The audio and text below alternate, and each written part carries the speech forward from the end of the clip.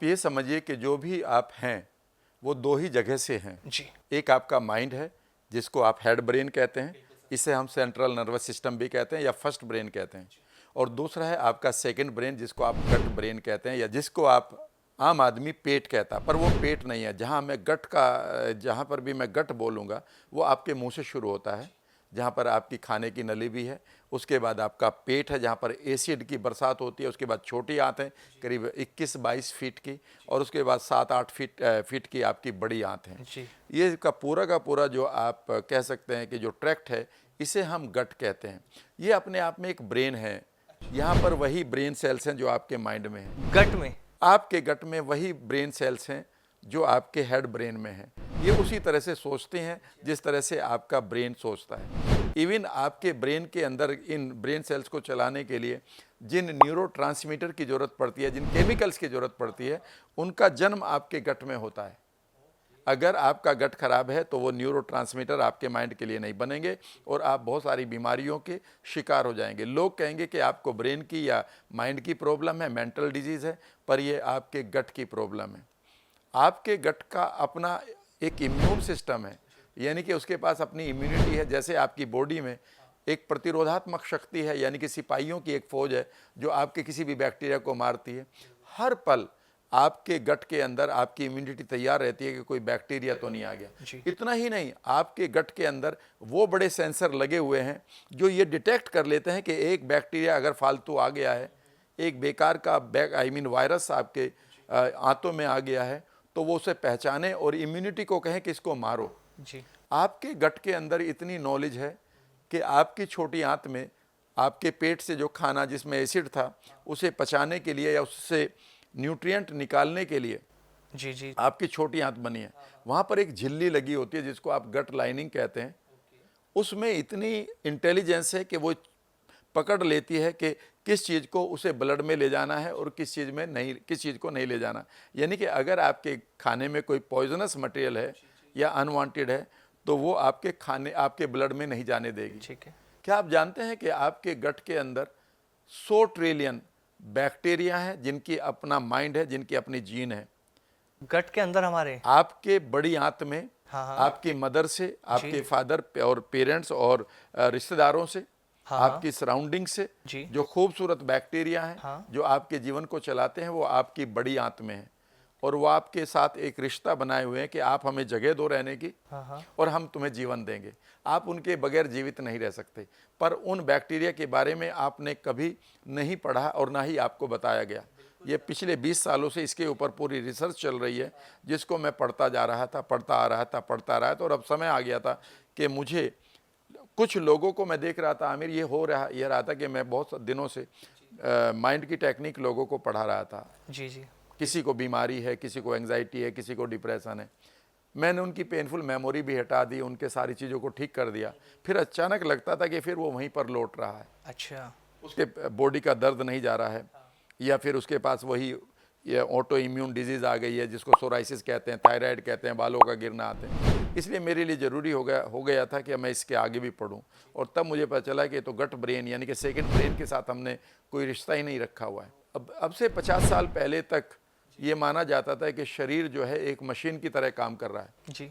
आज भी सर हम इसे मशीन ही कहते हैं कि हमारी मशीन है बस। ये तो नहीं। मैं पहली बार वर्ड सुन रहा हूँ जो आप माइंड से और गट का एक रिलेशन बता रहे हैं।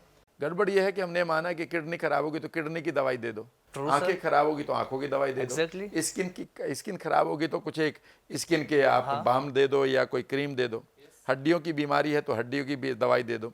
याद रखिएगा, we are not like a machine, it is not like a car.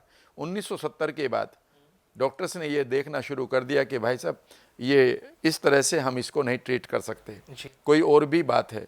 और वो ये था कि हमारा माइंड और हमारा गट आपस में जुड़ा हुआ है। जो कुछ भी आपके माइंड में चलता है, गट आपका उसी का मिरर बन जाता है। जिस दिन आप डिप्रेशन के शिकार हो जाते हैं, उस दिन आपकी आंतों की और पेट की जो मूवमेंट है वो कम पड़ जाती है। माइंड अगर मैं परेशान हूँ तो उसके अगर आप उस समय परेशान हैं तो वो परेशानी आपके गट में इमीडिएटली ट्रांसफ़र हो जाएगी।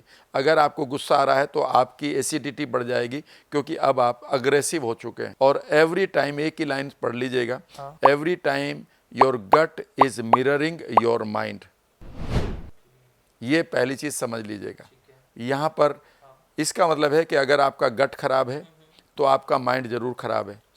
और अगर आपका माइंड यानी कि मूड स्विंग हो रहा है, या आपको मेंटल डिजीज़ या मेंटल प्रॉब्लम आ रही है, आपको इमोशनल प्रॉब्लम आ रही है, आप बढ़िया तरीके से अपने गोल्स को पूरा नहीं कर रहे हैं, आप पैसे को अट्रैक्ट नहीं कर रहे हैं, आप अपनी बीवी या अपने पति के साथ खूबसूरत रिश्तों को एंजॉय नहीं कर पा रहे हैं, आपकी टोन बदल रही है बिना मतलब, आपकी फ्रस्ट्रेशन बढ़ रही है, तो समझ लीजिएगा इसमें अकेले माइंड का रोल नहीं है।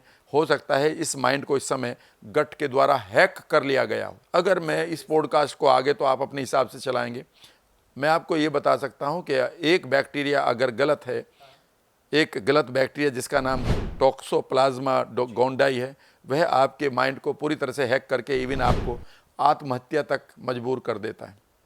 गट हेल्थ से माइंड का इतना रिलेशन कि आत्महत्या तक इंसान कर सकता है? जी हाँ, सर ये कैसे पॉसिबल हो सकता है? आप पढ़िए, देखिएगा उस बैक्टीरिया को जिसका नाम है टॉक्सोप्लाज्मा गोंडाई, GONDII, टॉक्सो TOXO प्लाज्मा, ये तो पढ़ा हुआ है। हाँ। अभी कहीं भी आप इसे ढूंढ सकते हैं, और ये बिल्ली के पेट से आता है। और याद रखिएगा, इसे संभालने के लिए अगर आपके पास गुड बैक्टीरिया नहीं है तो याद रखिएगा ये 1/3 लोगों में अवेलेबल है। मैं नहीं कह रहा हूँ, किताब का नाम है द गट और राइटर का नाम है डॉक्टर गुलिया एंडर्स। दूसरी किताब है mind and gut connection, doctor Emeran Mayer MD। और ऐसी और बहुत सारी बुक्स आपको मिल जाएंगी जिनको आप कभी भी पढ़ सकते हैं। तो जो भी मैं बता रहा हूँ उसमें मेरा कोई रोल नहीं है।